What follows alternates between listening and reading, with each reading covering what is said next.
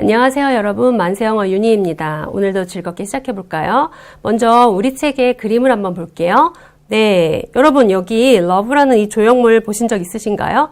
네, 뉴욕에 있는 아주 유명한 예술작품이죠. 그 앞에 지금 두 명이 서서 무슨 예술에 대한 얘기를 하고 있는 것 같아요. 어떤 일이 벌어지고 있는지 한번 대화 들어볼게요.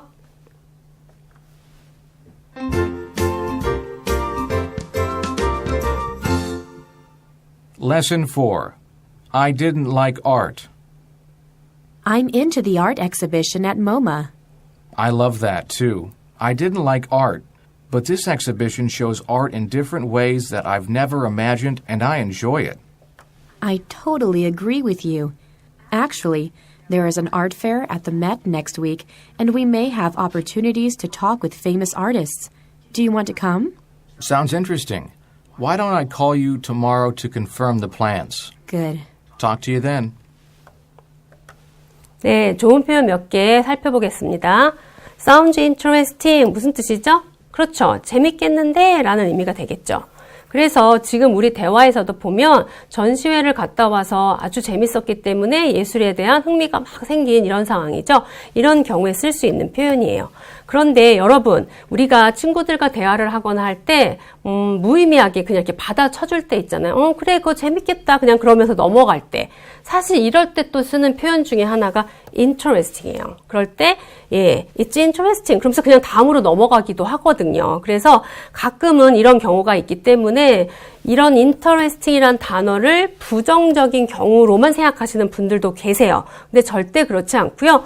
긍정적으로도 쓰일 수 있고 부정적으로도 이것도 사실 부정적이라고 보기는 뭐하죠. 그냥 무의미하게 쓰이는 건데 이렇게 두 가지 뉘앙스로 다 쓰일 수가 있고 여러분은 그럼 구별을 어떻게 하느냐? 네, 전체적인 문맥안에서 구별을 하시는 수밖에는 없어요. 그래서 중요한 거는 interesting이란 단어가 무의미할 때만 쓰는 게 아니라 실제로 재미있고 이렇게 긍정적인 의미로도 쓰일 수 있다는 거를 꼭 기억해 두십시오. Why don't I call you? 해서 이거 중요한 표현이죠. 그래서 이런 거 패턴으로 그냥 외우셔야 되겠죠. 동사만 바꾸시면 얼마든지 여러분이 제안을 할 때 쓰실 수 있는 표현이니까요. 그냥 묶어서 패턴으로 외워주십시오. 네, 첫 번째 포인트 보겠습니다. be into. 아주 좋은 표현인데요. 무엇무엇에 관심이 있다, 무엇무엇을 좋아한다 라는 표현에 쓸 수 있고요. 중요한 건 이 뒤에 사람, 사물이 둘 다 올 수 있어요. 그래서 I'm into you 라고 하면 나는 너를 좋아해, 너에게 관심이 있어 라는 표현이 되고요. I'm into listening to music 해서 이렇게 사물이 오면 음악 감상을 좋아한다, 음악 감상에 관심 있다 라고 해서 사람, 사물 둘 다 올 수 있다라는 be into. 정말 좋은 표현이니까 꼭 알아두세요. 다음 포인트는요. 요걸 좀 보려고 해요. 주어가 3인칭 단수이고 시제가 현재일 때 문장에 어떤 표시를 해줍니다. 그 표시가 뭐냐면 동사에다가 무엇을 붙여준다? 그렇죠. s를 붙여주죠. 여러분, 우리 비동사에 뭐가 있었죠? is가 있었죠. 두 동사에 뭐가 있었죠? does가 있었죠. have 동사에 뭐가 있었나요? has가 있었죠. 얘들의 공통점? 그렇죠. 다 s가 붙었다는 거죠. 그래서 여러분이 이렇게 동사에 s가 붙었을 때 그걸 보시는 순간 두 가지는 우리가 확실히 알 수 있어요. 일단 시제는 뭐다? 현재 시제죠. 그리고 주어는 3인칭 단수라는 거. 이 두 가지는 확실한 증거가 되거든요. 그래서 주어가 3인칭 단수이고 시제가 현재일 때 동사에 s를 붙인다라는 거 기억을 해 두십시오. 네, I didn't like art라는 문장을 잠깐 보려고 하는데요. 이 문장은 원래 어떤 문장이었을까요? 이게 지금 부정문이 됐는데 긍정문이었을 때는 그렇죠. 여기 아래 보시면 돼요. I like the art. 그래서 나는 예술을 좋아합니다. 라는 긍정문이 있어요. 그래서 이거를 부정문으로 만들어 주려고 하는데 여러분 우리 예전에 비동사의 부정문 공부했었었죠. 그럴 때 비동사를 부정문 만들어줄 때 아주 간단했죠. 그냥 난만 넣어주면 됐었죠. 그러면 일반 동사, like는 일반 동사잖아요. like도 비동사처럼 그렇게 그냥 난만 넣으면 될까라는 생각이 들죠. 근데 비동사가 난만 그냥 넣으면 되는 이유는 비동사가 특별한 동사였기 때문에 그랬었고요. 일반 동사인 like의 경우에는요. 그렇게 하면 안 되시고요. 꼭 뭐가 필요하냐면 조동사 do가 필요해요. 그리고 위치도 이 동사의 앞으로 들어갑니다. 그래서 이 두 동사가 원래 동사 앞으로 not과 함께 들어가면서 이 원래 동사가 가지고 있었던 시제를 그대로 받아주면 돼요. 시제나 인칭 같은 거 그대로 받아주면 되거든요. 그래서 조동사 do에 대해서 한번 좀 살펴볼게요. 네, 조동사 do. 아까 잠시 설명을 드렸던 것처럼 비동사의 경우에는요, 비동사 다음에 그냥 nam만 간단히 넣으면 됐었죠. 근데 일반 동사는 그렇지 않고요. 주어와 동사 사이에 뭐가 들어가냐면 조동사가 들어가고 그리고 not이 들어갑니다. 그래서 부정어를 만들어주는데 이때 이 조동사 do가 원래 문장의 시제, 인칭에 따라서 조금씩 변하죠. 네, 이러한 형태로요.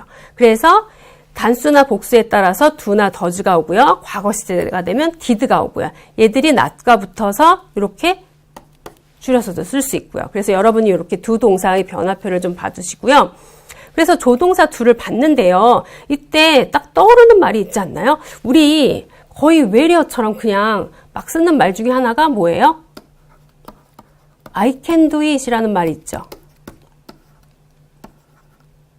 네, 이 두랑요 똑같이 생겼네요. 그러면 얘도 조동사 둘까요? 이런 생각이 들죠. 근데 그렇지 않죠. 얘가 조동사니까 얘는 본동사로 하다라는 의미죠. 그래서 나는 할 수 있다라는 의미였어요. 그래서 여러분이 한 가지 또 기억하셔야 되는 거는 do는요 이렇게 조동사로도 쓰이지만 일반 동사로도 쓰일 수 있다는 것입니다. 그래서 일반 동사를 좀 보여드릴게요. 일반 동사 do는요 당연히 하다라는 의미죠. 그렇죠? I can do it 그거 연상하시면 돼요. 그리고 이 do 일반 동사의 변화도 우리가 방금 전에 표에서 봤던 것처럼 똑같은 형식으로 인칭과 시제에 따라서 이렇게 바뀔 수 있습니다. 그래서 여러분 이런 수고 아시죠? 숙제를 하다 do homework 이라고 하면 you do homework 하면 너는 숙제를 한다라는 의미가 되는데요. 얘를 부정문을 한번 만들어주고 싶어요. 근데 동사도 do인데 조동사 do가 또 들어와서 부정어를 만든다? 왠지 되게 복잡한 듯 하잖아요. 근데 그냥 우연히 모양새가 조동사 do랑 똑같이 생겼을 뿐이지 일반적인 동사 여러분이 알고 계시는 뭐 like나 want 뭐 이런 일반적인 동사랑 똑같이 취급해 주시면 돼요. 그러니까 이 동사 앞에 조동사 do가 인칭과 시제에 맞춰서 이렇게 오면서 not을 붙여주고 do는 원형으로 와주면 되겠죠. 이해되셨나요? 네, 만세 표현 보겠습니다. 오늘 만세 표현도 상당히 좋은 표현이 많은데요. 여러분 이거 정말 중요해요. 우리가 다 아는 말이죠. Listen to music 하면 그렇죠. 음악을 듣다라는 말이죠. 그래서 I like to listen to music. 나는 음악 감상을 좋아해 라는 말인데요. 여러분 우리가 듣다라는 말에 listen 말고 hear도 있지 않나요? 그렇죠? 그런데 그럼 얘네 둘의 차이는 뭘까 하는 생각이 좀 들죠. 여러분 영화나 미드 같은 데 보면 문 밖에서 누가 그럴 때가 있어요. I can hear you 이런 말을 할 때가 있죠. 그 말은 네가 뭐 말하는지 다 들려. 여기서 다 들려. 이런 말이죠. 그런 상황에서 문에다 귀를 대고 뭐를 들으려고 애를 쓰는 게 아니라 그냥 당연히 자연스럽게 들릴 때 어떤 동사를 썼어요? hear를 썼죠. 네, 그래서 listen to와 hear의 차이는요. hear는 그냥 자연스럽게 들리는 거예요. 우리가 길을 걸어가다 보면 주변에 소음이 들리죠. 그런 거 hear죠. 그런데 예를 들어서 뭔가 귀 기울여 듣는다라고 할 때는 음악 감상 같은 거 listen을 쓸 수 있습니다. 그럼 여러분 우리가 청취라는 거 있잖아요. 듣기 평가 같은 거. 이럴 때는 listening이라고 해야 될까요? hearing이라고 해야 될까요?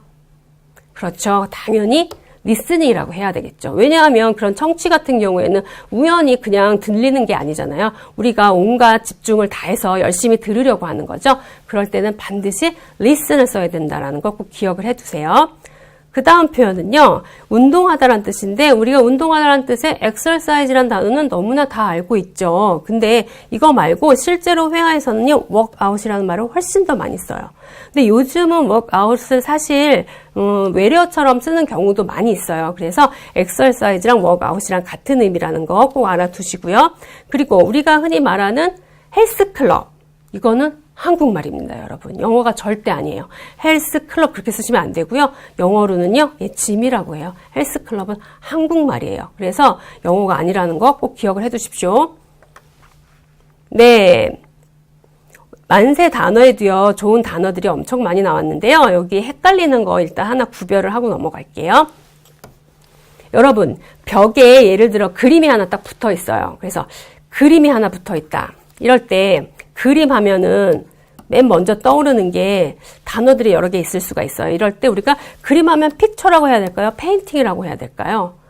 이럴 때 우리가 페인팅보다 픽처가 더 먼저 입에 나올 경우가 더 많아요. 근데 사실은 픽처는요, 그림을 말하는 게 아니라 사진을 말합니다. 그래서 우리가 take a picture 하면 사진을 찍다라는 수거 있죠. 그거 연상하시면 돼요. 그래서 픽처는요, photography 사진을 말을 해요.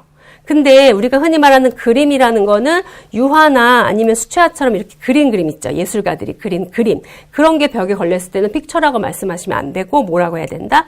그렇죠. 페인팅이라고 말해야 됩니다. 그래서 이 두 가지를 잘 구별을 해 두세요. 그리고 또 하나가 이건데요. 여러분, 러닝머신이요. 왠지 영어인 듯 하지만 네, 얘는 한국말입니다. 100% 한국말이고요. 영어를 그러니까 외회화를 하실 때 러닝머신 이런 거 말씀하시면요. 외국인은 전혀 알아들이지 못해요. 예, 이거에 대한 올바른 표현이 트레이드밀이죠. 그래서 트레이드밀이 러닝머신이라는 거 요것도 잘 기억을 해 두십시오. 네, 여러분 만세 표현과 만세 단어는요. 정말 좋은 표현과 어휘들만 선별해서 넣은 거예요. 선별해서 넣은 만큼 상당히 여러분이 많이 쓰실 수 있는 그런 단어들과 표현들이니까요. 예, 양이 좀 많더라도 꾸준히 계속 암기를 해두시고 익히셔서 일상에 많이 활용하십시오. 오늘도 수고하셨습니다.